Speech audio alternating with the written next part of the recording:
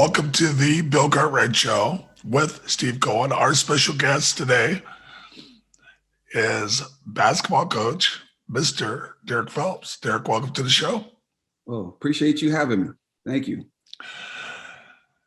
You know, I something interesting, and then I'll let it go, is that I see you have a birthday coming up. I didn't realize our birthdays are one day apart. Mine's on the 30th. Yours on the 31st. So happy birthday. Happy birthday to you. And maybe that's why we get along, man. It's a Leo thing. You know? You understand. Yeah. Hey, Derrick, can you talk about a little bit about where you grew up? And what I want you to talk about is your parents. Okay. Well, I grew up in Queens, New York. And of course, both of my parents, my father, to tell you the truth, he played basketball himself. My father was about 6'2". He's originally from New York as well, from Queens. Played at a high school called John Bowne High School. Good program, a public school in New York City. And he used to play against guys like Eddie Fogler back in the day. Wow. And stuff like that. And he played on a nice little good team. And the funny part, he's a lefty as well. Same as me. And I just remember with him all the time, I don't recall watching him play. I could tell you that, but I know I see all the little clippings and stuff like that. You know, he was more of a scoring guard. Let's put it that way. You know, total opposite for me. I was more the point guard. And really tough-minded, physical guard. And like I said, and he was different because he was left-handed, which, playing against lefties is always a different deal. And I kind of really learned the game from him, just taking me to the parks all the time and just playing. And I remember I could never beat him. I could never beat him. Even if I had one of my best friends that was pretty good, go 2 against 1, we couldn't beat him. And that always kind of made me very determined. Like one of these days, I get a little older and stronger, this thing is going to happen. And of course, eventually, you know how it goes when your son gets better and gets stronger and gets good, your father stops playing you. that always happened. But my mother she's really the one that kept with me with the basketball stuff. She didn't play any sports. She just worked. Just a hardworking woman, worked with some good companies up in the World Trade Center area in New York City. And I'll tell you a little funny story. When the bombings happened at the World Trade Center, she worked at, it's like 7 of them, World Trade Centers. It's like 7 buildings and stuff like that. And of course, everybody used to call me because everybody saying, your mother's in that building. I'm like, no, she's on the outside of it, but she still was involved in part of that deal. So I'm glad it's fortunate that she wasn't part of being in the 2 World Trade Center buildings, but that was a scary thought. But I said my mom's my rock because she the one that used to take me to practice every day, pick me up from practice if it was late, or, of course I take the school bus as well, but she was the one that made sure I got to everything I needed to get to playing basketball wise, and got me to the point of me getting, recruited by North Carolina and going to North Carolina. So. Talk about yourself in high school. You talked about your dad really teaching you how to play, but talk about yourself in high school. What kind of kid were you? What were you thinking? And talk about some of your other mentors back then. Yeah, going to high school, I went to Christ the King High School in Queens, New York. And it's like a prominent high school. They have a lot of good players that come out the program, that go to college and also play professionally in the NBA as well. And there's a story that I actually, coming out of 8th grade, I actually played in a tournament out there at Christ the King High School. And when I went there and played, I ended up being the MVP there. And I just loved the gym. It's like one of the biggest gyms in the city for high school. And I was like, man, I want to play here. This is the place I wanted to be. And I just happened to, the coach that was actually there. Matter of fact, he presented me the trophy when I won MVP. And I kind of told him right there, man, if you have an opportunity, I would love to come here. And it just happened. He kind of watched me some more in other events and stuff like that. And fortunately, I ended up going to Christ the King. But me being a kid there, I'm more of a laid back. I'm not saying don't take anything seriously. I just don't. Nothing really gets to me.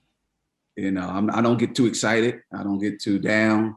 I'm just like very even keel, and that was just my personality. And you know, going through those years, my first year, my freshman year, playing basketball there, we had a really pretty good team. We ended up going 26-0 my freshman year. Nice.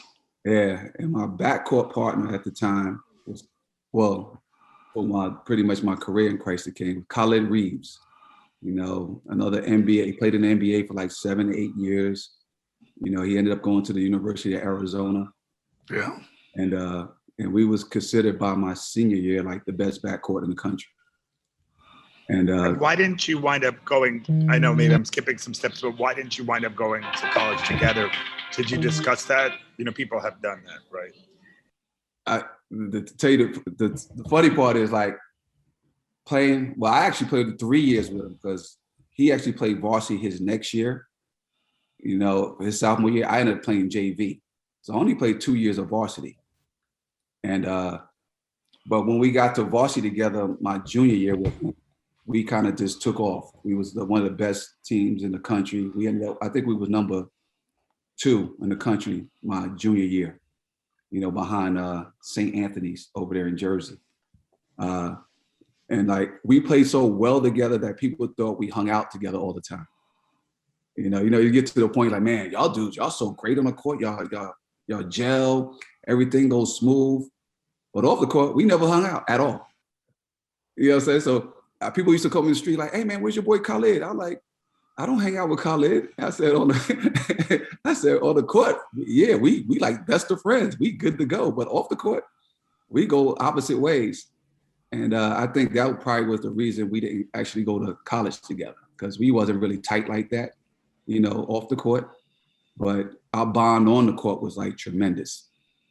I was going to say, because people talk about how, like, you watched the NBA finals, like Chris Middleton and Giannis aren't necessarily that close off the court, but on the court, they're close. And I don't know, I'm just curious, you know, you could talk about that dynamic where you don't necessarily have to be best friends to be effective with somebody. Yeah, it's just, you know, sometimes you just have that chemistry when you get on the court. You know, it could be somebody I probably never played with before, but you get on the court, then you just see that just, man, you just feel the chemistry and just I know a lot of guys come up to me all the time, man, I love playing with you because, you know, I'm the one that gets guys the ball, you know, and I'm going to defend. And like, you know, I'm a pass first point guard. So people love to play with me. And like, I'm the one that's going to, like, if you're open, I'm going to give it to you. You know, I'm going to put you in the right situation that you have an opportunity to shine for yourself. And, you know, I'm not all about, oh, it's all about me as a point guard. I need to score. No, I'm all about winning. I think that's the biggest key with me. And that's why me and Khalid got real tight on the court, because he loves scoring, let's put it that way. And I was the one that put him in the right position. And when he gets the ball, it's going in the basket. That's how he was. That's how we were in high school. And that's why we was considered one of the best coming out those years.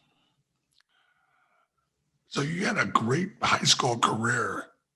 So what were you thinking after high school, and how did you end up in North Carolina? Man, to be honest with you, I wasn't like a big fan of college basketball coming out of high school. You know, I just played. I was just a guy that loved playing the game. I wasn't thinking about the next level. I was just thinking about the moment, just who my teammates were at high school, just having fun with them and just playing. And of course, I was talented, and you know, I loved to play and I loved to practice and I loved to compete. It just happened that by my junior year, I started to get a lot of basketball offers, and of course, you get a lot of phone calls from college coaches, of course. And then I started to pique my interest and start to watch college basketball a lot more. And the funny part, back in the day, I was a big Georgetown fan. You know, the Hoyas with, you know, the Patrick Ewings, the Reggie Williams, you know, the David Wingates, you know, that was like the team. So that kind of really piqued my interest. And then I started like focus on college a lot more, watching more teams. And I was a big Syracuse fan too, as well. The Big East was really big back then. You know, even St. John's with the Walter Berries, you know, the Chris Mullins. You know, I used to love to say, I used to go to Lou Conner second camp all the time in high school. So I was a big fan of St. John's as well. And Syracuse at the time, they were very good. I was a big Sherman Douglas fan. So it was just, the Big East was so big coming out of high school. You know, I thought I was probably gonna go to a Big East school. But just the focus of me going, just playing ball in high school, and of course the big college interest was coming at me, is I had a few choices. You know, Syracuse was really big on me. Arizona was very big on me because they wanted me and Khalid. And of course, North Carolina came in the picture with Coach Dean Smith. I had also Seton Hall with PJ Carlesimo there at the time. And Tennessee was a big consideration as well, because I have a lot of family in the Tennessee area, you know, from my grandfather, that side of my mom's side of the family. So that's where Wade Houston was there. And Allen Houston was one of the star players at the time at Tennessee. So I had some good, I also at Kentucky, where Rick Pitino was the head coach at Kentucky at the time. And of course, he being a New Yorker, he was very heavy on recruiting New York guys. But I only went on 3 visits. My first visit was at Arizona first. Me and Khalid did not go together. I was the first one to go to Arizona on a visit. And I loved it. I was like, man, this is great, you know, traveling, going to the pond, the trees, and just the weather. I was like, this is gorgeous. And I was very excited, but I had to compose myself because it was my first visit. I was like, whoa, whoa, whoa. So when I came back and I told Khalid, because he was going the next weekend. And when he came back from it, he said, I'm going. So I had to catch myself. I was like, whoa, he's going. But he already been on 2 other visits. So he had a chance to look at other schools first before me. So he had an idea. He wanted warm weather. That was it. That was his biggest deal. He's like, if I go to school, it got to be warm weather. So he ended up going to like Texas and like UCLA on visits. And, you know, his big deal was warm weather. But that's kind of like maybe kind of like to Arizona. Nah, probably not going to go now since he's going. Then my next visit was Syracuse. Of course, Syracuse is about 5 hours from the city. It's far. It's close, but it's far. But I went there, and I wasn't really a big fan. It was just not my cup of tea. I could tell you that. You know, I did like the campus, but I felt like I needed more in a way, like to be away from New York City. I felt like I wanted to get out of New York, even though that's not the city. It was, you know, it's in the state, and it just wasn't my cup of tea. And my third visit was Carolina, and of course, just going there and like seeing all the Carolina blue and just the Southern hospitality of people just being so nice. You walk down the street, people just saying hello to you, waving to you. I'm just like, me being in New York, I'm like, why are y'all waving at me? You know, just the New York attitude. Like, hold on, y'all don't know me. But the visit was great, man. I think the biggest thing that kind of made me go to Carolina when sitting in the office with Dean Smith, and he was talking to me, and he was like, yeah, I know you're a great player out of high school. I know you're a McDonald's All-American, but I think it'll be hard for you to come here and play. And I'm sitting there thinking, he said, no, you got to really go have to work hard to try to get minutes coming here. I'm thinking like, Arizona, they was telling me the ball's going to be in your hand. Syracuse, the ball's going to be in your hand. You're going to run the show. But I'm coming here to Carolina. You say I don't have to work for my minutes and try to get in there. I was like, this is a opposite way of recruiting I see. So So I took that as a challenge, really. I was like, yeah, I want somebody to challenge me and make me want to compete to try to get playing time. And so that kind of that hit home run to me. That was like, oh, he gonna make me compete for my spot instead of just handing me the ball and say the ball is yours. So that kind of took me over the top, even though campus was great, the players and stuff like that. And he also said, the coach said to me, like, I know you're McDonald's All-American, but we have 8 more on our team just like you. I was like, oh man, I got to come here so I can just come here and compete and challenge whoever. At the time, it was King Rice was the point guard at the time, and he was about to be a senior. So I was like, I guess me and King Rice going to be battling in practice every day and see who's going to win. So that was probably the biggest moment for me that made me want to go to Carolina, because just the competitive atmosphere, and nothing was given to me. I had to earn it. Can you talk about your first year there and what was it like to have to compete?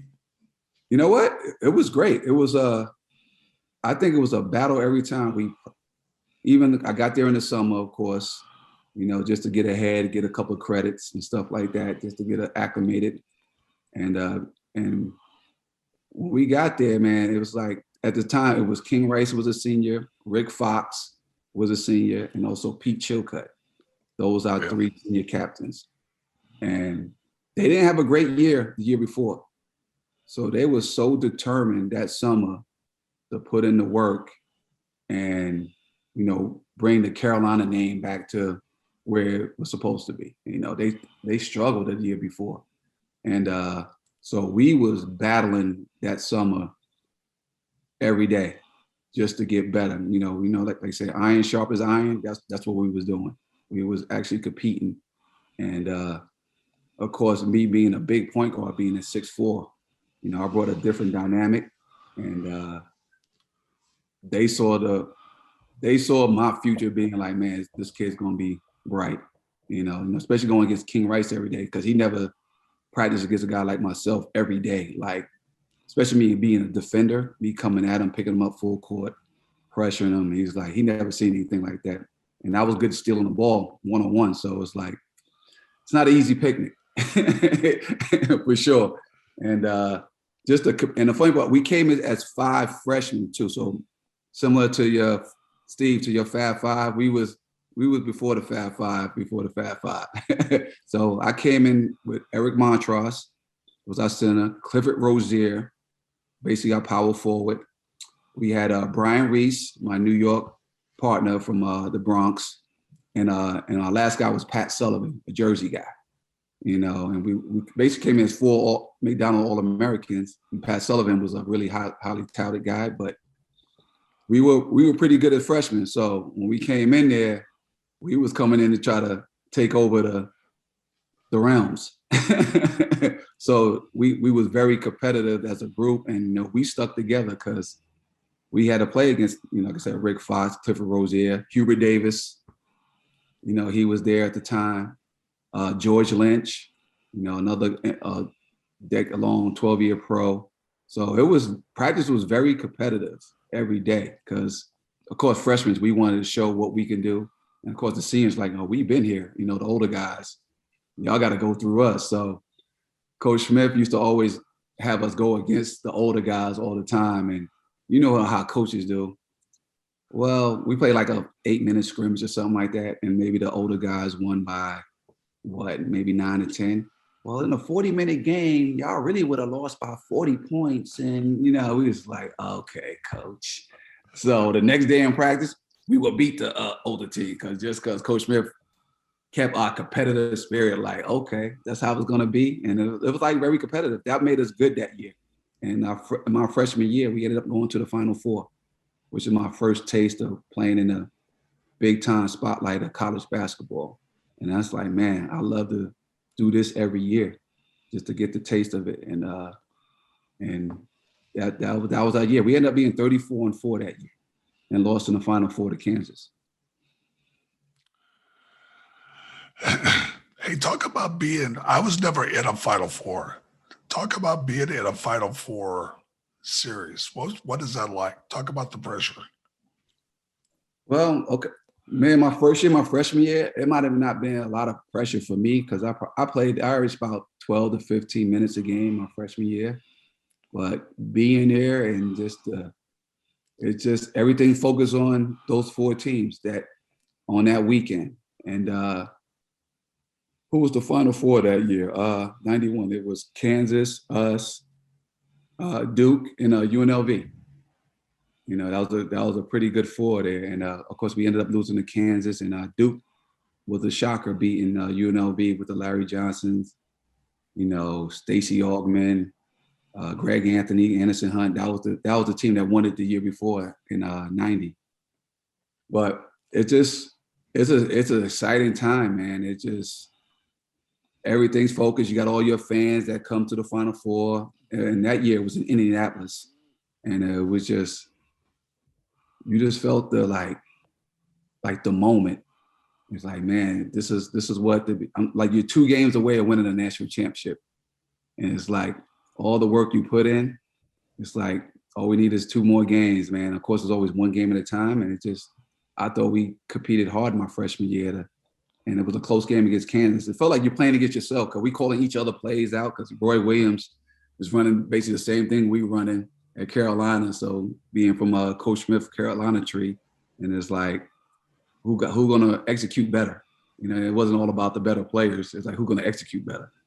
And of course Kansas ended up beating us and playing in the Final Four. Man, is like it's I think the most exciting moment in my career that I had because I ended up, of course, winning a national championship.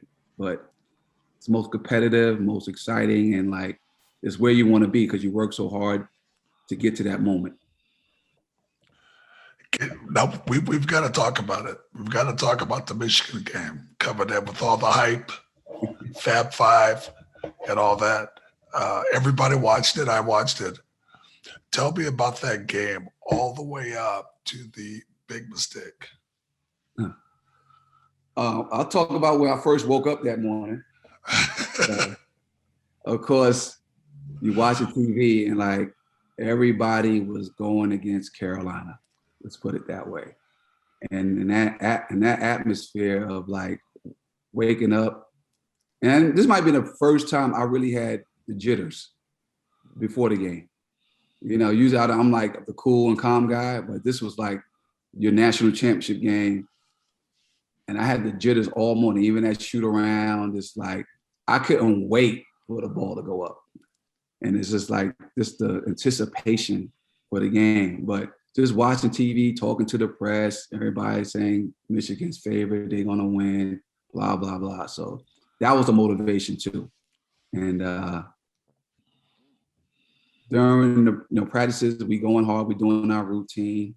And we poised. Coach Smith always have us poised, but I think we all were nervous. And nobody never recalls that we actually played Michigan during that year in Christmas and lost on a buzzer shot. So nobody mentions that at all because we played them in the Hawaii in Honolulu, and we was up 1. And I think what actually happened, this is about 8 seconds left in the game. Chris Webber had the ball, shot the ball over the rim, attacking the basket, and Jalen Rose tipped the ball in to beat us in Hawaii. So our goal was like, if we in the Final Four and Michigan's there, we wanted to play Michigan, which actually we playing them. So we felt like we can beat those guys. But the hype was all about Fab Five, the black shorts, the long shorts, the black socks, blah, blah, blah, the 5 freshmen or 5 sophomores this year. So going into the game, once the ball went up, my nerves was done. I was good. It's like, it's time for basketball. I didn't have the jitters no more. It was like, it's basketball time. So it was very competitive in the beginning. I think we came out on an early lead. I thought we were playing very well. And like I said, Montross was playing well. George Lynch was, it was a battle with the big guys, with Juwan Howard and Chris Webber against Montross and George Lynch. So we was a team that threw the ball inside all the time to our big guys. So it was very competitive. And we had a good early start. And we were playing everything like they're gonna have to make outside shots to beat us. Let's put it that way. they didn't have really, and they starting 5 guys that can make shots on a consistent basis. So we kind of played like a little packed in. So that kept us ahead of the game and competing. And then they bring in Rob Pelinka, comes in and start banging threes. It's like, oh boy, where's this coming from? he wasn't really on the scouting report. So Rob Pelinka kind of opened up the game for them and brought them back and kind of made it very competitive by halftime. And okay, we started the second half and same deal. We going back and forth. And so to get to the fourth quarter, close game, I think I ended up making a layup to put us up. And of course the layup went around the rim, and it actually went in. And that kind of was like our first lead, like towards the end of the 5-minute part. So it was a battle towards that time. And so the point comes, Pat Sullivan got fouled. We at this point, we are up 1. This is around, I don't know, 11, 12 seconds, up 1. Pat shooting 2 free throws. He makes the first one. We up 2. Pat Sullivan misses the second one. Chris Webber grabs the rebound. I'm actually at half court because I'm protecting any fast break opportunities. Chris Webber grabs the rebound. He wants to throw it to Jalen Rose on at the free throw line area, but George Lynch jumps in front of it and makes Chris Webber travel, which unbelievable how 3 refs on the court never sees a travel. I don't get that. Our whole bench jumps up. Coach Smith even jumps up. Talk about travel. They didn't see it. Chris Webber brings the ball up. I'm at half court. I run into him and I kind of lead him into the corner. And he still dribble to the corner. And then comes George Lynch to come in. This was our deal too. Even though if your back is turned, George Lynch is automatically going to try to trap you. So that's why he came in the corner to try to trap him. And all of a sudden he turns to the ref with the timeout signal and boom, he calls timeout and they don't have any. Now, of course, we knew they didn't have any timeouts. They probably knew themselves too, except Chris Webber at the time. But, in that moment, I could probably understand I don't know Chris Webber was thinking this at the time. I know how we thinking. I'm the number 1 steal leader at Carolina history. George Lynch is number 2. So you got the 2 best steal guys and defenders got you in the corner now. I think that kind of make you rattle a little bit and you got nowhere to go.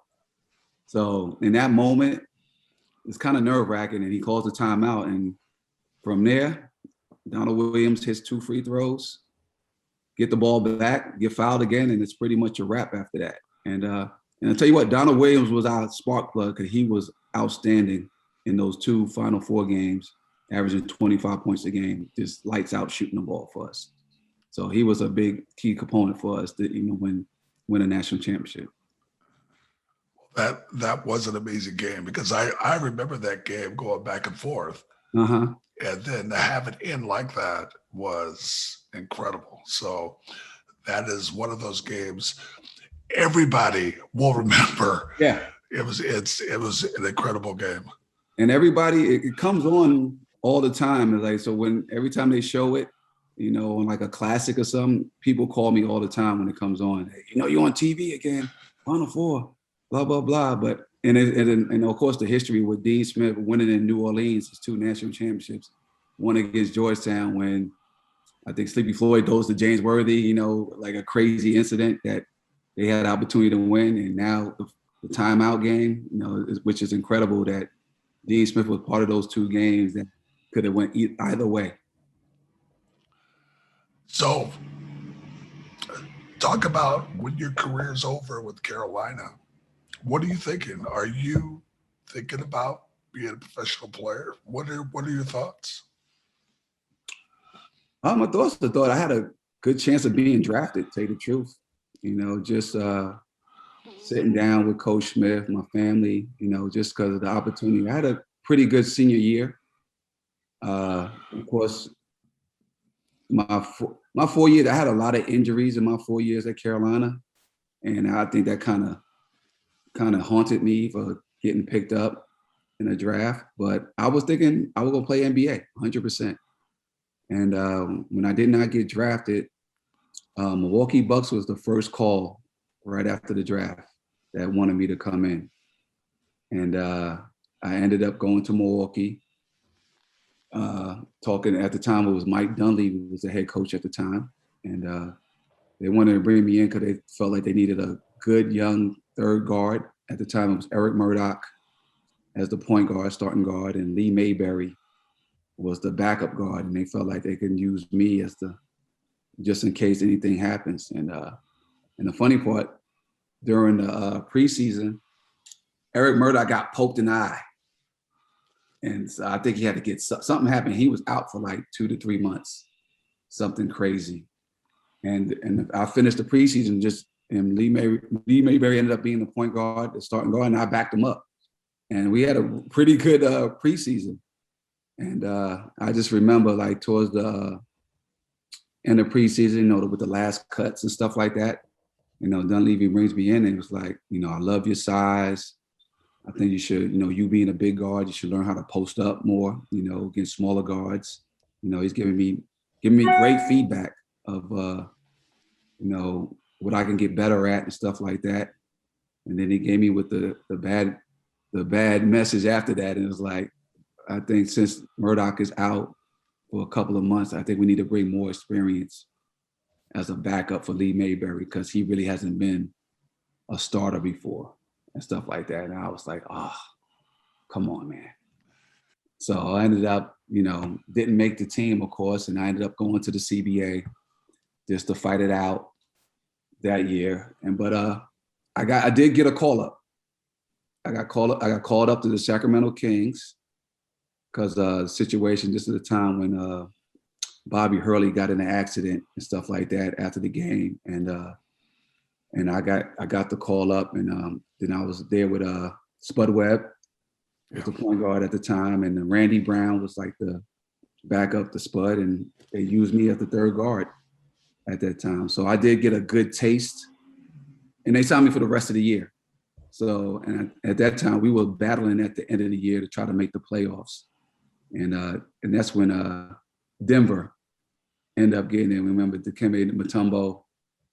That year that they won, they got the 8th spot, and we was right there at the 9th spot trying to get in there. So I got a good taste of being part of that, and with Mitch Richmond and Olden Polynice, those guys, Lionel Simmons, L Train, playing with those guys, Dwayne Coswell. So good group of guys that go out there and play hard. So that was a great experience for me. But after that, I just never stuck.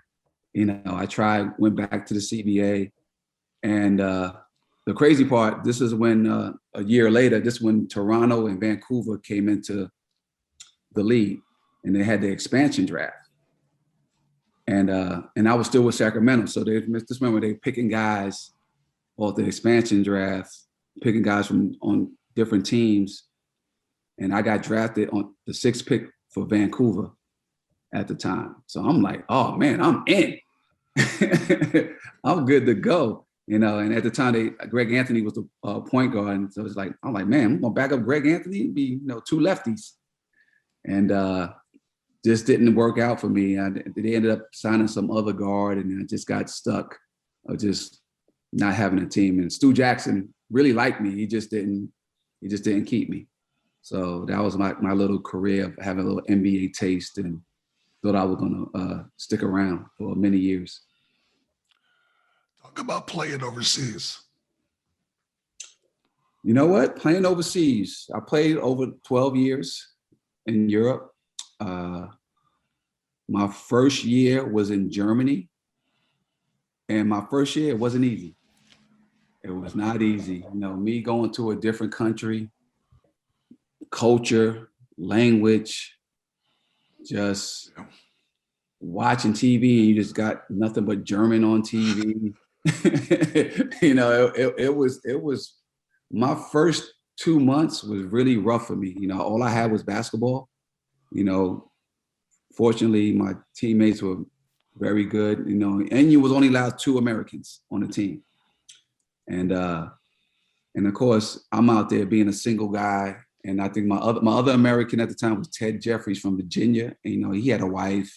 And so I'm a guy that I'm not going to bother somebody that has, you know, family there.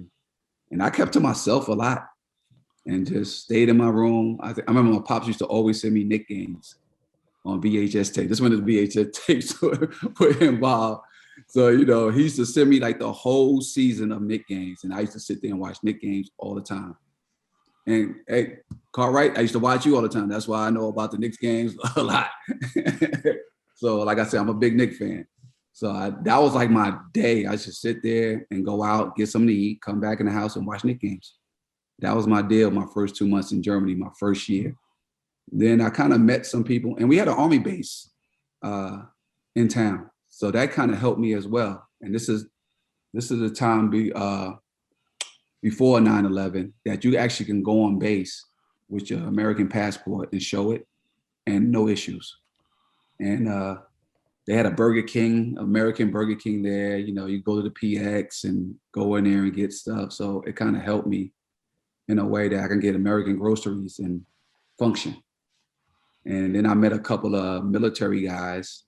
And when I met those guys, I started to hang around those guys a lot and kind of made things easier for me. And like they knew the town a little bit because they'd been there before. So they used to take me out, show me restaurants. And once I got in that groove, everything came pretty much easy for me, man. And I played in Germany for like 6 years. And I love Germany. Germany, one of my favorite places I played at. And Berlin's one of my favorite cities. And another thing about Germany, their second language is English. So I can walk in a restaurant and actually talk a little English and I can get what I want. So that always helped. And playing in Germany was like my biggest career. I won 2 championships there. Ended up being MVP in 2001 for the German league. So like I said, I had a great career. And like I said, Germany was one of my favorite places and just very competitive teams out there. Ended up playing in the EuroLeague with the German team, Alba Berlin. And so I got to compete at the highest level in Europe for like 3 years. So that was fun for me just to be in that, playing at that level, going against top European players and stuff like that. Then everywhere else was just 1 year stops. You know, I ended up going to Russia, France, Poland, the Netherlands, Romania. And it wasn't the same as like my German years, but it was something different for me that I get to travel the world and actually play in these different countries and meet different people, meet different cultures. And it was a great experience. And I got a chance to bring my mother to all of those places too, which was fun for her, because you would never think that basketball would take you all over the world. I wasn't never thinking that playing in high school or even in college at the time doing that. I thought I had a chance to be an NBA guy for a long time, but that experience will always last forever in me, in my mind. So after a while, you had to make the decision. And I'm curious, how did you know you were done playing? You know what? I think the biggest thing, I was more done mentally than I was physically. I felt I still could play. This was around, I was 37. And I still was good, in great shape, you know. Well, my mindset was like, I can't come to Europe for another 9 to 10 months with the travel, the buses. It was like, I'd done enough. I felt in my mind that I couldn't do it anymore mentally. And it was kind of hard for me. And I was just thinking, what am I going to do when I'm done? So I had to get myself prepared for that and going back home and settling in where I was going to live when I go back home and what I was going to do. And I felt like I made enough money that I can like maybe take a year or 2 off and just enjoy it going back home. But kind of just my plans kind of changed. When I did get back home, I kind of went back to my alma mater, Christ the King, and started I continued to work out, but then I was helping the high school team, working them out, working with the guys, and the coach wanted me to, since I was doing that and doing well with the guys and they were getting better, he wanted me to stick around and coach with them, sit on the bench. And I was like, hey, I'm not doing anything. I can do that. And then I just started catching the coaching bug. And, you just be around the guys, you see them getting better, they improving. And being on Christ the King, you get a lot of college coaches coming in all the time. They were just liking the things I was doing with the players and stuff like that. And it's like, man, you should coach college. And I was like, well, y'all guys offer me a job. That was my biggest thing. Like, you gonna offer me a job? And I just ended up, doing that for a year. And the next year, I ended up going to Fordham University with Tom Pecora. He just got the job there. And I wasn't a coaching job. It was a video coordinator, just to get my foot in the door. And I didn't know anything about videos and how to do a highlight tape or cut a tape up. I had no clue, but my experience, I got like a crash course. I had a guy come in and just give me like a 2-hour course of figuring things out. And I just had to continue to play with it and figure out my own way of learning how to cut tape and, make highlight tapes and doing stuff for the team. And I got really good at it, towards the end of my first year with Fordham. And that was a pretty interesting year for me too. But the best thing was that I was home in New York and I was comfortable. And I was just glad to just be around basketball. That kind of kept me going. Was this right? Your first job, you ended up in Monmouth? My first assistant coaching job, yes. With King Rice, the guy I'm competing at Carolina that gave me my first assistant coaching. Yes. So talk to me. So when did you learn your first year of coaching? I learned quickly that I can't be so direct and honest to kids. I was the guy that just tell you that you're not that good. Yeah, I'll tell you right in your face, like, you're not that good, man. I don't know what you talking about. You coming out here like you the best thing on sliced bread and you're not that good. So I'm like, I had a big honest approach.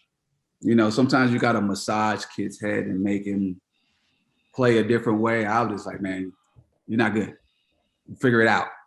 We need better.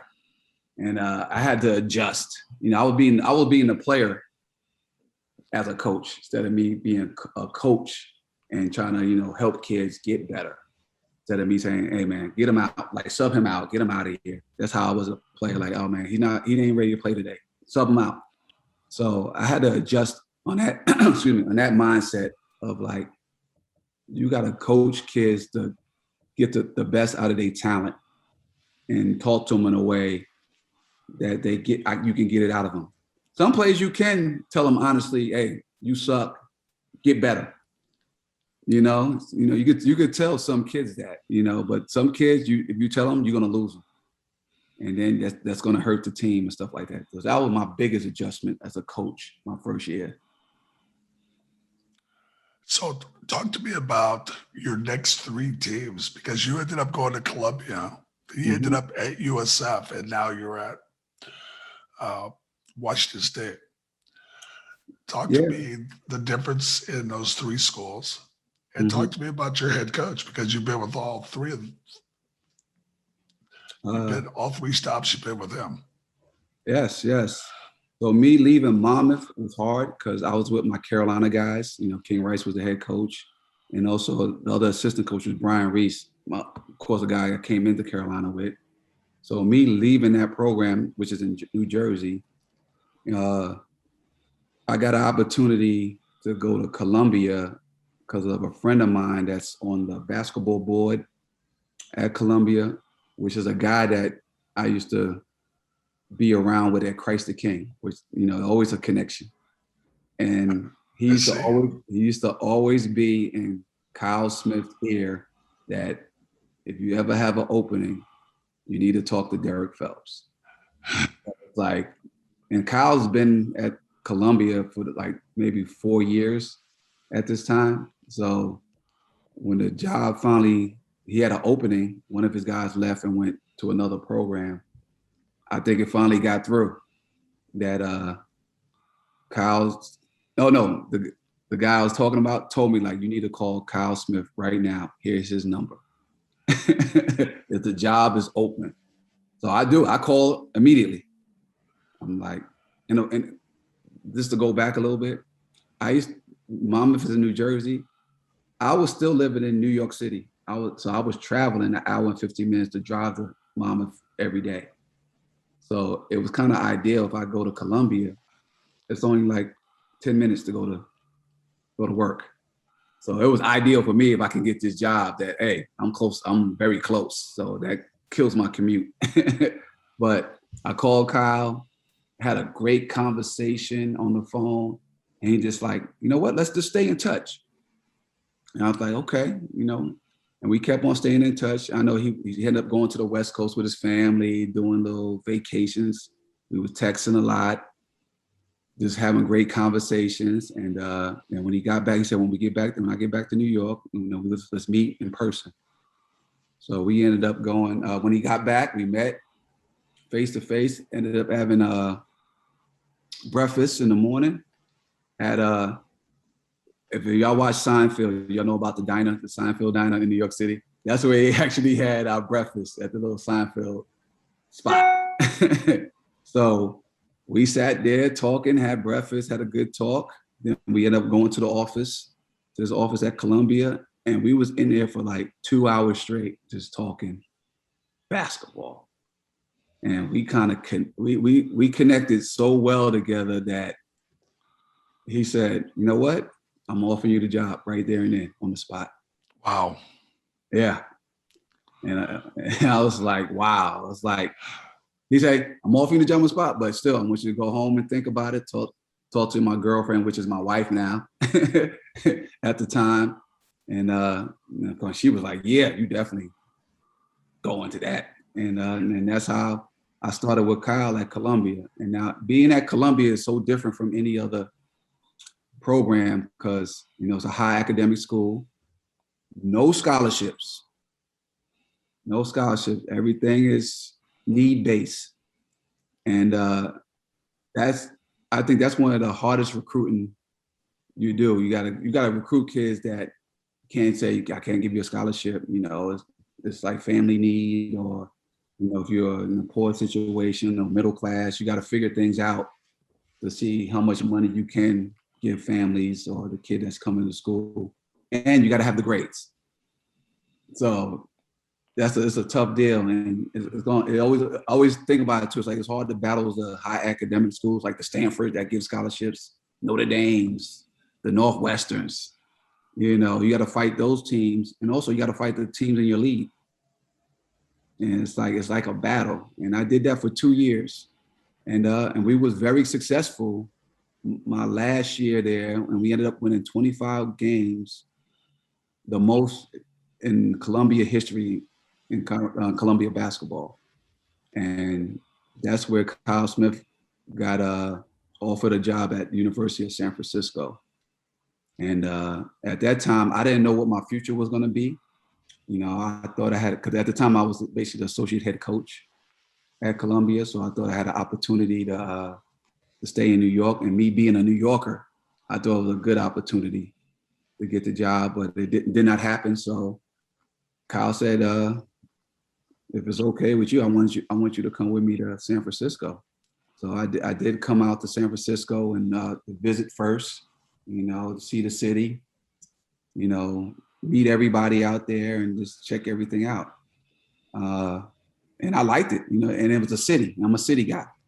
So I had no issues about going out to see a different city. And of course, during my career, where I lived, where I played, being in San Francisco was not gonna hurt my mindset. I just never lived on the West Coast before. That was the only new thing for me. So, but it was a great opportunity. And I thought it was a great opportunity in a way that give me a better broadened my horizon a little bit about getting contacts and meeting new people and like having establish myself on the West Coast. Let's put it that way. So I thought that was a great advantage for me to go out there, and because I'm a New Yorker, I got a lot of New York ties. I went to North Carolina. I got a lot of ties in the Carolina area, the Georgia area. So why not go to the West Coast? And like I said, and being at San Francisco, we had playing 3 years under Kyle Smith, coaching with him. You know, we had 3 pretty good years, winning 21 seasons those 3 years. And very competitive teams, very good teams. And had a great chance last year to have an NIT bid. You know, of course we fell short, but we thought we were pretty good. And Coach Smith gets another job offer at Washington State. and that was another little roller coaster ride for me too, because I didn't know if I was gonna go with him or not. And thought I had a little opportunity around there in San Francisco as well, but of course that didn't happen. And he said, "You want to come with me at Washington State?" I said, "Let's go." And and this is where we at now. This is going on my 8th year with Coach Smith. And tell you the truth, when I first met Coach Smith, I would never thought that we'll be together for 8 years, going on 8 and still going. One thing I think that's a recognizable characteristic that you have is that you always make the best of every situation, and you don't dwell on negatives, and you just keep going, right? And it's very admirable, and it's something I think you probably pass along to, your players and family and friends. And how did you develop that mindset?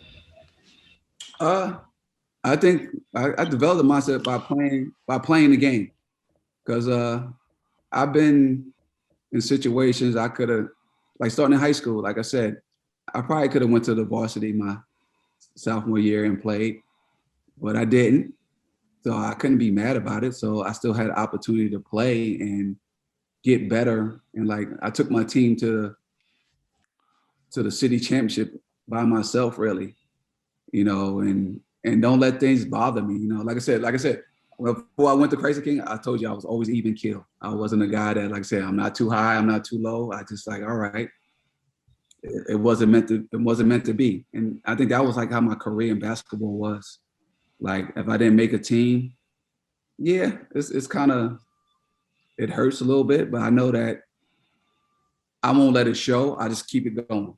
I still have an opportunity to continue on in my profession, to play somewhere else. And that's how I took it as coaching as well. Like, you got opportunities to try to, interview for coaching jobs. If you don't get it, you got to keep it moving, because I think my time will actually come, and I'm going to keep on pushing for it. And when it comes, I'm going to really take advantage of it. So I know when that thing happens, I'm going to take it to that next level. Derrick, talk about your family. Because they're still in New York, aren't they? Yes. Still in New York. Unbelievable. Yeah. Well, my wife, been my wife for 6 years, even though I've been with her before that, a long time before that, but married for 6 years. We have a son together. He is 4 years old. He just turned 4, July 3rd. Nice. Yeah. Ball of energy. Like, I gotta commend my wife. She's the best, because when I do go home and I'm around him, it's nonstop. You have to find things for him to do, for him to just burn energy. It's like he's the woo. So I commend her. She is the best. Just to deal with that on a daily basis, without me being around, woo. So, but yeah, I do have a 4-year-old, and also have a 28-year-old son. He's in the Navy. He's in San Antonio. He's been in the Navy for the past, going on his 8th year, I want to say. And he's stationed out in San Antonio. And he's been around the world a little bit. He's been in Japan, a little bit of Spain, and now he's back home. And I think his next order is to go to San Diego. I was like, man, you got it made.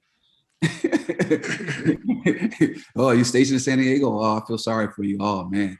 But yeah, like I said, my family, since I've been to the West Coast, they haven't come to stay with me.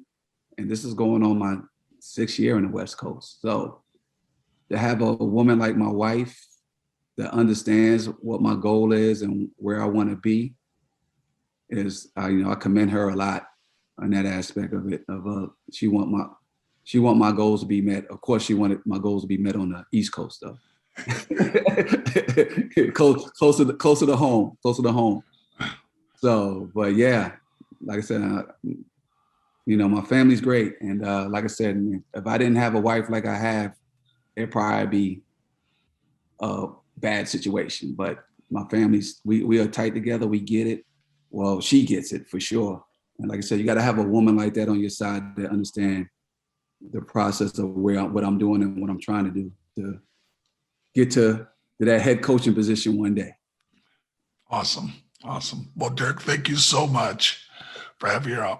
Appreciate having me. Yeah, you're having a great journey.